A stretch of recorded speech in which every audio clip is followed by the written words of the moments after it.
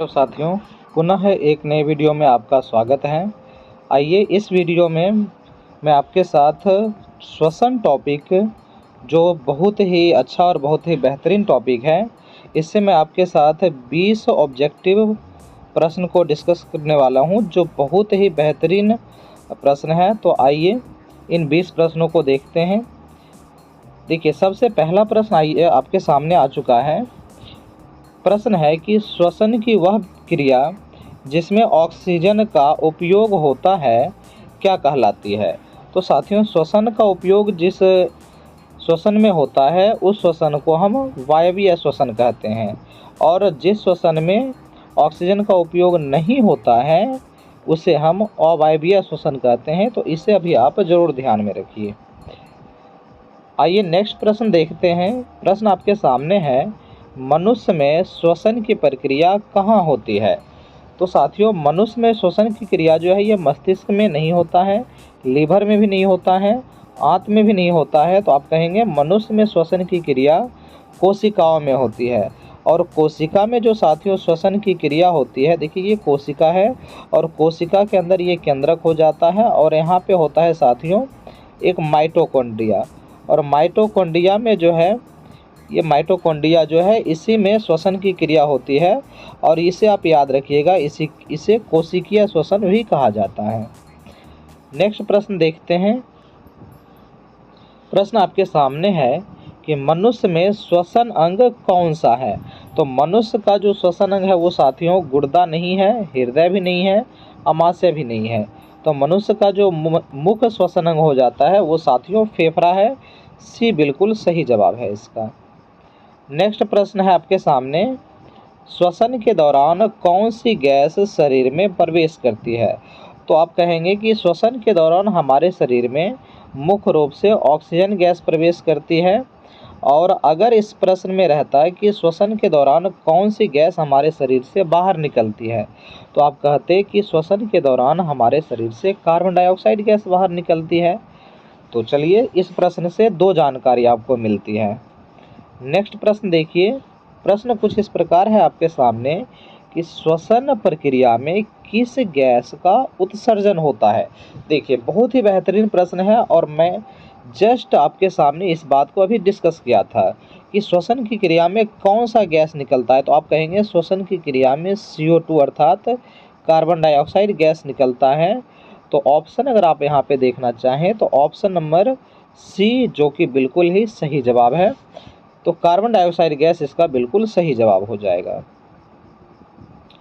Next प्रश्न है आपके सामने, और जिस प्रश्न का जवाब आपको साथियों आता है तो उसका जवाब आप कमेंट बॉक्स में जोड़ दीजिए प्रश्न संख्या लिख के। जैसे देखिए, ये प्रश्न है आपके सामने कि मनुष्य में श्वसन तंत्र का प्रारंभ कहाँ से होता है। तो श्वसन तंत्र की अगर साथियों हम बात करते हैं तो श्वसन तंत्र का प्रारंभ जो है ये हमारे नासिका से शुरू हो जाता है। नासिका से फिर ये हमारे श्वास नली में जाता है, उसके बाद फिर ब्रोंकस, ब्रोंकियोल्स, और उसके बाद फिर चला जाता है ये हमारे एल्वियोली में। तो श्वसन तंत्र का जो प्रारंभ है वो साथियों कहाँ से हो जाता है, आप कहेंगे हमारे नासिका से श्वसन तंत्र का प्रारंभ हो जाता है, अर्थात ए इसका बिल्कुल ही सही जवाब होगा। तो अगर 6 का जवाब ए है तो आप इस प्रकार ए लिख करके आप कमेंट में गिरा सकते हैं। आइए नेक्स्ट प्रश्न देखते हैं। प्रश्न है साथियों, श्वसन के दौरान ऊर्जा किस रूप में निकलता है। तो श्वसन के दौरान जो ऊर्जा होता है वो ATP के रूप में निकलता है, अर्थात इसका डी बिल्कुल ही सही जवाब है। नेक्स्ट बहुत ही बेहतरीन प्रश्न है। देखिए, ATP का पूरा नाम क्या है। तो आप याद रखिए, ATP का पूरा नाम होता है adenosine triphosphate, option A. Next प्रश्न आपके सामने है, और इसके ऑप्शन थोड़ी देर बाद आपको दिखेंगे। अवायवीय श्वसन में किस पदार्थ का निर्माण होता है। तो अवायवीय श्वसन में देखिए, ऑप्शन के अनुसार अगर हम देखें तो अवायवीय श्वसन में अमोनिया नहीं बनता है, यूरिया भी नहीं बनता है, जल भी नहीं बनता है, लैक्टिक एसिड हमारे शरीर में बनता है, और इसी के कारण हमारे शरीर में जो है साथियों दर्द भी शुरू हो जाता है। तो आप कहेंगे लैक्टिक एसिड अर्थात लैक्टिक अम्ल हमारे शरीर में अवायवीय श्वसन के दौरान बनता है। नेक्स्ट प्रश्न आपके सामने है, श्वसन प्रक्रिया में सबसे अधिक ऊर्जा किस में उत्पन्न होती है? तो सबसे अधिक जो ऊर्जा बनती है साथियों, ये वायवीय श्वसन में नहीं बनता है, ना ही किण्वन में बनता है, ना ही नाइट्रोजन चक्र में तो ऊर्जा बनता ही नहीं है, और वायवीय श्वसन में भी नहीं बनता है। तो सबसे अधिक जो ऊर्जा का निर्माण होता है साथियों, वो वायवीय श्वसन में होता है, और वायवीय श्वसन ऑक्सीजन गैस की उपस्थिति में होती है। नेक्स्ट प्रश्न है साथियों, और इसका ऑप्शन जस्ट थोड़ी देर बाद आपको दिखाई देगा। श्वसन तंत्र का प्रमुख अंग कौन सा है जो हवा को फेफड़ा तक पहुंचाता है? वो कौन सा अंग है बताना है आपको कि जो क्या करता है, हवा को फेफड़ा तक पहुंचाने का काम करता है। आइए इसके ऑप्शन को देख लेते हैं। तो अगर आप ऑप्शन देखें यहाँ पे, तो ग्रास नली है।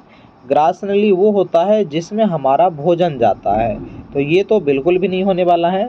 श्वास नली, हाँ श्वास नली हो सकता है। फिर आप यहाँ पे देखेंगे वृक्क और अमाशय तो होगा ही नहीं, क्योंकि ये सभी हमारे भोजन के पाचन से संबंधित हैं, अमाशय। और ये जो आपका वृक्क है, ये वृक्क उत्सर्जन से संबंधित है। तो एक ही ऑप्शन आपको यहाँ पे सही दिखाई दे रहा है, जो ऑप्शन बी है, बिल्कुल ही सही जवाब है इसका।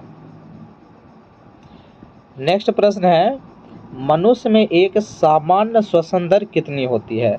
तो मनुष्य में जो श्वसन दर होता है, हम लोग जो होते हैं वो साथियों लगभग 1 मिनट में 12 से 20 बार सांस लेते हैं। औसतन अगर देखा जाए तो हम लोग 1 मिनट में 14 से 16 बार सांस लेते हैं, ये भी सही जवाब है। और अगर इस ऑप्शन के अनुसार अगर हम देखें तो 12 से 20 बार प्रति मिनट, यानी 1 मिनट में हम लगभग 12 से 20 बार सांस लेते हैं। प्रश्न संख्या 14 देखिए, आपके सामने आ चुका है, बहुत ही बेहतरीन प्रश्न है। श्वसन की प्रक्रिया में कौन सा अंग गैसों का आदान प्रदान करता है? तो गैसों का आदान प्रदान करना जो है वो मुख्य रूप से ऑप्शन नंबर बी एल्वियोली का काम होता है, जिसे हम हिंदी में वायु कोष्ठिका भी बोलते हैं, और ये कुछ इस प्रकार का दिखाई देता है। नेक्स्ट प्रश्न है आपके सामने, फेफड़ों को फैलाने और सिकुड़ने में सहायता कौन करता है? तो फेफड़ा को फैलाना और सिकुड़ना जो है, इसमें डायफ्राम जो होता है साथियों, वो महत्वपूर्ण भूमिका निभाता है। और ये हमारा फेफड़ा हो गया, और ये इस प्रकार का डायफ्राम होता है जो हमारे फेफड़ा को ऊपर और नीचे की ओर गति देने का काम करता है। देखिए नेक्स्ट प्रश्न है, श्वसन प्रक्रिया के दौरान कौन सी क्रिया होती है? तो श्वसन के दौरान क्या केवल ऑक्सीजन का उत्सर्जन होता है? तो कहेंगे नहीं, श्वसन के दौरान तो ऑक्सीजन की ज़रूरत होती है, तो ये तो ऑप्शन गया काम से। ग्लूकोज का विघटन होता है, हाँ। श्वसन जब हम करते हैं साथियों, तो होता क्या है, श्वसन के दौरान हमारे शरीर में, देखते हैं फिर से, श्वसन के दौरान हमारे शरीर में अगर आप कहेंगे तो ग्लूकोज का साथियों विघटन होता है। जब हम सांस लेते हैं तो ऑक्सीजन क्या करता है, ऑक्सीजन हमारे शरीर में कोशिका में जो ग्लूकोज होता है, इस ग्लूकोज को ये ऑक्सीजन जला देता है, और एक ग्लूकोज के जलने से लगभग 38 ATP कुल ऊर्जा का निर्माण होता है हमारे शरीर में। ठीक है, तो ऑप्शन बी इसका बिल्कुल ही सही जवाब है। आप कहेंगे ऑप्शन बी बिल्कुल सही है। चलिए नेक्स्ट प्रश्न देखते हैं, फेफड़े किस झिल्ली से घिरे होते हैं? तो फेफड़ा जो होता है साथियों, वो हमारा प्लूरा मेम्ब्रेन या फिर पैराइटल प्लूरा से जो होता है, प्लूरा मेम्ब्रेन भी इसे हम कहते हैं या प्लूरा भी कह सकते हैं, तो इससे हमारा फेफड़ा घिरा होता है। और पेरिकार्डियम जो आपको दिख रहा है ऑप्शन में, पेरिकार्डियम से हमारा साथियों हृदय घिरा हुआ होता है। तो हमारा जो हृदय है ये पेरिकार्डियम झिल्ली से घिरा होता है। चलिए नेक्स्ट प्रश्न को देखते हैं, श्वसन क्रिया में कौन सा एंजाइम भाग लेता है? तो इसे आप जरूर याद रखिएगा। हमारा जो श्वसन होता है, श्वसन की क्रिया में एक एंजाइम होता है जिसको हम कहते हैं साइटोक्रोम, और यह जो एंजाइम होता है ये श्वसन की क्रिया में बहुत ही ज़्यादा हेल्प कर देता है। तो इसे आप अपने कॉपी में ज़रूर नोट कीजिएगा और याद जरूर रखिएगा इसको। आइए सेकंड लास्ट प्रश्न को देखते हैं, और इसके बाद आपको लास्ट प्रश्न देखने के लिए मिलेगा। और लास्ट जो अंतिम 20वां प्रश्न होगा, इसका जवाब आप लोग कमेंट बॉक्स में देंगे। हम कमेंट बॉक्स में आपका जवाब का इंतज़ार करेंगे। तो आइए सेकंड लास्ट प्रश्न देखते हैं, श्वसन में उत्पन्न जल किस रूप में बाहर निकलता है? तो क्या ये पसीने के रूप में बाहर निकलता है, मूत्र से बाहर निकलता है, या सांस द्वारा वाष्प के रूप में बाहर निकलता है, या फिर इसका क्या ये चारों का चारों जवाब सभी सही है? तो बिल्कुल सही बात है। जल का जो हमारे शरीर में उत्सर्जन होता है और ये श्वसन के दौरान जो जल बनता है ये पसीना से भी बाहर निकलता है, मूत्र में भी बाहर निकलता है, सांस जब हम छोड़ते हैं तो वाष्प के रूप में भी बाहर निकलता है। तो आप कहेंगे इसका जो है चारों ऑप्शन बिल्कुल सही है, अर्थात ऑप्शन डी इसका बिल्कुल सही जवाब हो जाएगा।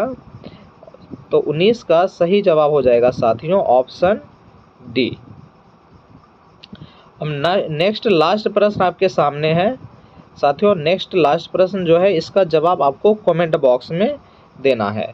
प्रश्न है आपके सामने, श्वसन प्रक्रिया को नियंत्रित करने वाला केंद्र कहाँ स्थित होता है? तो इसका जवाब आप लोग कमेंट बॉक्स में जोड़ दीजिए। क्या ये हमारे हृदय में स्थित है, या मस्तिष्क के मेडुला में है, या फिर रीढ़ की हड्डी में है, या फिर पाचन तंत्र में है? तो इसका जवाब आप लोग कमेंट बॉक्स में जोड़ देंगे और हम आपके जवाब का बेसब्री से साथियों इंतज़ार करेंगे। चलिए मिलेंगे फिर एक नए टॉपिक के साथ। जय हिंद, जय भारत।